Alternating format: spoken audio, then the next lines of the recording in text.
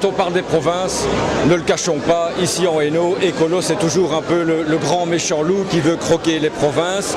Alors, est-ce que c'est vraiment le cas? Est-ce que le discours doit être un petit peu plus nuancé?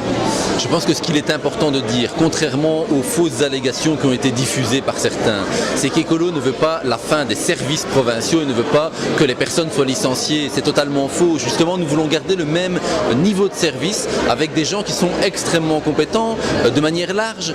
Il y a vraiment beaucoup de gens qui travaillent vraiment avec cœur à la province de Hainaut et il faut pouvoir maintenir en tout cas le service qu'ils produisent. Ça, c'est en tout cas notre volonté. Et il faut distinguer les services provinciaux de l'institution provinciale avec le nombre d'élus. Effectivement, on sait bien qu'en Belgique et particulièrement en Wallonie et en communauté française, on a un nombre d'élus qui est trop élevé et donc il faut pouvoir diminuer. C'est ce qu'on a fait avec le gouvernement wallon dans un premier temps en diminuant d'un tiers le nombre de conseillers provinciaux et de députés provinciaux.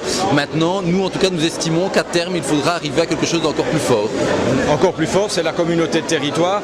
Mais comment garantir que la démocratie sera bien présente au niveau des décisions de la communauté de territoire?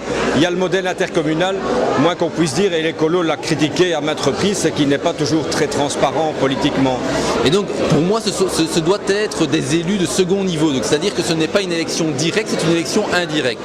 Et l'on envoie des conseillers communaux dans ce qu'on pourrait appeler globalement un conseil d'administration, mais qui n'est pas un conseil d'administration.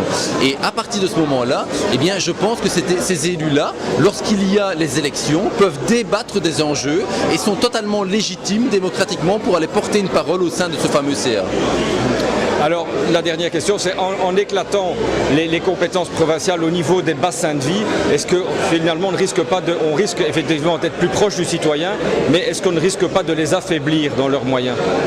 Non, moi je pense qu'on doit garder les mêmes moyens, voire encore développer les moyens. Quand je vois les actions positives qui sont menées, j'ai cité tout à l'heure lors du débat l'Observatoire de la santé du Hainaut et nos développements, quand je vois la qualité de l'enseignement provincial et des enseignants provinciaux, je pense qu'il faut pouvoir les aider et renforcer encore ça.